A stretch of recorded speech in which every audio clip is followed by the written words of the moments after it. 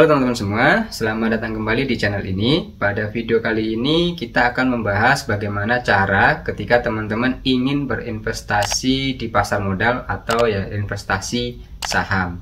Nah, di video sebelum-sebelumnya sudah kita pernah bahas bahwa ada beberapa instrumen investasi, salah satunya adalah saham, di mana ada reksadana, emas dan sebagainya. Nah, bagi teman-teman yang ingin belajar investasi saham dan terutama yang benar-benar baru, pemula, kita akan membahas mungkin di beberapa episode nanti, dan ini adalah episode pertama. Kita akan belajar mengenai investasi saham. Oke, kita akan bahas mulai dari pendekatan apa yang bisa teman-teman gunakan untuk berinvestasi saham.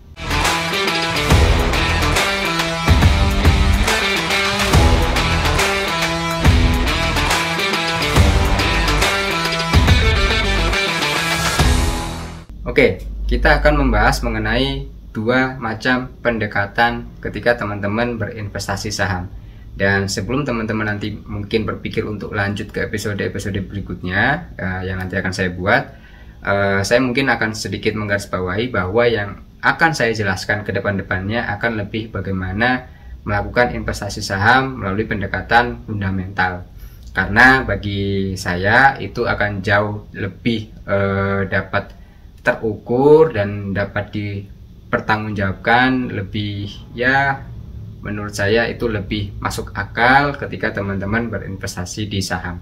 Tapi bukan berarti pendekatan yang lain itu tidak bisa digunakan, karena mungkin ada beberapa trader saham juga yang mencapai keberhasilan, mendapatkan penghasilan yang tinggi dari pendekatan yang lain.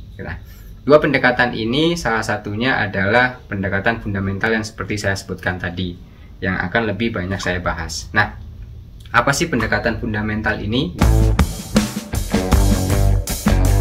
Jadi pendekatan fundamental ini kita melihat sosok perusahaannya tadi secara operasional dan sebagainya yang benar-benar dapat dianalisa, ada datanya, dan itu berdasarkan hasil kinerja dari perusahaan. Nah, seperti misalkan gini ya. Jadi fundamental perusahaan dilihat dari sisi pendapatan perusahaan. Jadi ketika teman-teman ingin berinvestasi, pasti mungkin ada pertanyaan sedikit ya. Apakah teman-teman akan berinvestasi pada perusahaan yang pendapatannya itu besar, tapi kadang tiba-tiba minus? Atau berinvestasi pada perusahaan yang pendapatannya minus terus gitu kan, atau berinvestasi pada perusahaan yang pendapatannya nggak terlalu besar tapi selalu positif gitu ya. Nah, dari itu ketika kita membandingkan, maka kita sudah melakukan pendekatan fundamental, di mana kita lihat, oh, perusahaan yang C ini akan jauh lebih aman ketika kita investasi gitu, karena dia selalu positif kinerjanya. Ketika kita beli sahamnya, maka kita sudah punya sebagian dari perusahaan itu, otomatis teman-teman akan mendapatkan manfaat mungkin berupa dividen dan sebagainya, yang mana hasil dari perusahaan itu tadi. Nah, sedangkan ketika teman-teman berinvestasi pada yang kadang positif, kadang negatif pendapatannya gitu, maka kan akan berpikir, wah, jangan-jangan nanti ketika saya invest dapat negatifnya lebih besar, maka rugi perusahaannya, maka harga perusahaan kan turun. Saya rugi dong, membeli perusahaan ini tadi harganya agak mahal, karena nilai perusahaan turun karena rugi tadi, harga sahamnya juga ikut turun gitu. Nah, pendekatan ini yang disebut dengan pendekatan fundamental. Salah satunya memang melihat dari sisi pendapatan. Nah, sebenarnya akan banyak lagi, salah satunya melihat dari sisi bagaimana kinerja atau bagaimana hutangnya perusahaan tersebut gitu ya. Berapa besar persentase hutang dengan persentase cashnya gitu ya. Jadi misalkan dia perusahaan tersebut valuasinya 1 triliun, ada perusahaan B juga valuasinya cuma 100 miliar misalkan. Satu valuasi bisa jadi ada macam-macam ya. Anggap aja valuasi yang di sini yang dimaksud jumlah uang yang ada di perusahaannya, anggap aja seperti itu ya. Karena valuasi kan ada gedung, atau nilai perusahaan tadi kan ada gedung, ada mobil, sebagainya, itu kan termasuk dalam harga suatu perusahaan tadi. Nah, tapi anggap aja kita bilangnya uang saja gitu ya. Satunya 1 triliun, tapi hutangnya totalnya itu sekitar 90% dari uangnya tadi adalah hutang gitu kan. Sedangkan yang cuma 100 miliar ini hutangnya cuma 1%-nya, atau anggap aja cuma 1 miliar hutangnya. Nah, secara fundamental kalau kita lihat perusahaan B tadi yang 100 miliar tadi itu akan jauh lebih aman untuk kita beli, karena tadi hutangnya 90%. Ketika ada kegagalan sedikit bisa jadi gagal bayar nih. Ketika suku bunga tiba-tiba naik, maka perusahaan ini akan jumlah hutangnya akan lebih tinggi lagi nih, gitu kan. Nah, ini akan berbahaya untuk dibeli. Nah, ini yang diperhatikan. Nah, analisa fundamental itu seperti itu. Bahkan bisa jadi untuk masa depan kalau kita bilang fundamental itu oke, misalkan ya Gojek itu pada saat ini kan tren startup memang lebih banyak bakar-bakar duit. Tapi kalau kita lihat secara fundamental, kayaknya pertumbuhannya selalu positif, memang negatif gitu ya, tapi negatifnya semakin kecil, semakin kecil, semakin kecil. Dan kan kalau kita lihat secara user atau secara masyarakat itu semakin nyaman dengan Gojek misalkan gitu. Nah, itu juga bisa kita ambil sebagai analisa secara fundamentalnya yang kuat gitu. Nah, lalu kita akan beralih ke apa itu analisa teknikal. Analisa teknikal ini lebih ke bagaimana kita membaca grafik dari harga terutama gitu ya. Jadi harga saham ini kan dia akan naik dan turun.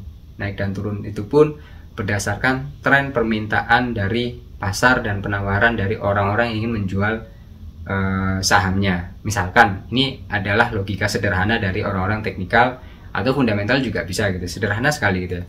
Jadi ketika saham itu turun gitu kan, harganya misalkan dari 500 sampai tiba-tiba jadi harga 100. Nah, pada titik mungkin angka 100, orang-orang kan berpikir, loh sebenarnya perusahaan ini kan ya bagus-bagus aja, mungkin karena dia namanya lagi tercoreng. Itu untuk fundamental ya, ada isu-isu dugaan ada penyuapan dan sebagainya dalam perusahaan, itu kan masih isu, tapi itu mulai turun sampai 100. Nah, bagi orang-orang yang ingin mendapatkan keuntungan, oke, saya beli di harga 100 aja deh gitu kan. Nah, maka berharap ketika nanti kemungkinan dalam hipotesanya dia ini akan segera naik kok gitu. Nah, grafiknya, anggap aja grafiknya seperti ini ya gitu ya. Ada grafik harga ini ya. Udah titik terendah nih, anggap aja kayak gini, titik terendah gitu ya. Ini pasti akan naik kok, karena pasti orang-orang juga pingin, bahasanya adalah mengambil harga murah untuk nanti tiba-tiba dapat harga tinggi. Nah, ternyata keputusannya dia dan keputusan orang-orang lain tuh juga dengan pemikiran yang sama. Dia beli dengan harga yang lebih titik rendah tadi. Akhirnya ketika permintaan banyak, maka harga pasti akan semakin naik. Nah, teknikal melihat dari salah satu sisi tren-tren itu. Nah, trennya ini dia punya beberapa chart ya, dan ada beberapa garis bantu. Misalkan garis bantu titik terendah, kita ambil aja contoh gitu ya. Jadi berdasarkan riwayat data 3 bulan terakhir, titik terendahnya dia itu 100 nih misalkan harga sahamnya. Ini ada harga saham 500 yang lagi turun sampai mencapai angka 100 nih, mau menuju angka 100. Menuju angka 200, bagi orang-orang teknikal, kalau dia beli pada waktu itu terlalu cepat-cepat gitu ya. Akhirnya dia menunggu. Kalau menurut riwayat titik terendah nih, ambil salah satu cara untuk teknikal aja, itu riwayatnya 100 rupiah nih misalkan, garis bantunya itu di garis ini. Ini grafiknya masih di sini nih, gitu kan? Ini grafiknya masih sini. Saya tunggu dulu deh. Saya tunggu sampai dia benar-benar ke angka 100 baru saya beli, karena menurut riwayat grafik terendah itu 100, nanti pasti dia akan naik. Bahasa orang-orang rebound, naik ke atas gitu ya. Bahasa keren-kerennya, bahasa Inggrisnya gitu ya. Nah, 100 ini baru dia beli gitu. Kalau dia beli di angka 200, walaupun nanti naik ke 500 lagi, untungnya dia kan cuma 300 rupiah ketika naik ke 500 lagi gitu ya. Tapi kalau dia beli di titik 100, untungnya dia sudah 400 rupiah. Dan saham itu kan hitungannya per lembar. Per lembar itu per lot belinya ya. Per lot itu ada 100 lembar. Nah, 100 lembar berarti otomatis kalau dia punya satu lot untung 400 rupiah, ada 100 lembar sudah untung 40.000. Nah, kalau misalkan dia beli 1 juta lot dan sebagainya, ya tinggal dikali saja bagaimana selisihnya. Nah, itu pendekatan teknikal, tapi memang banyak contoh-contohnya gitu ya. Tapi saya juga belum bisa mempertanggungjawabkan itu, karena bisa jadi grafik yang kita harapkan dari teknikal ini ternyata misalkan ada grafik W atau grafik apa, dia sudah ke grafik yang lebih ke ini gitu ya. Nah, banyak banget sebenarnya, nanti mungkin teman-teman bisa gali sendiri bagaimana menganalisa saham melalui analisa teknikal.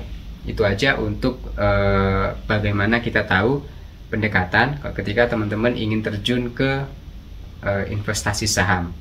Dan yang akan saya lebih jelaskan ke depannya adalah bagaimana teman-teman mendapatkan keuntungan melalui investasi saham dengan menganalisa saham tersebut secara fundamental.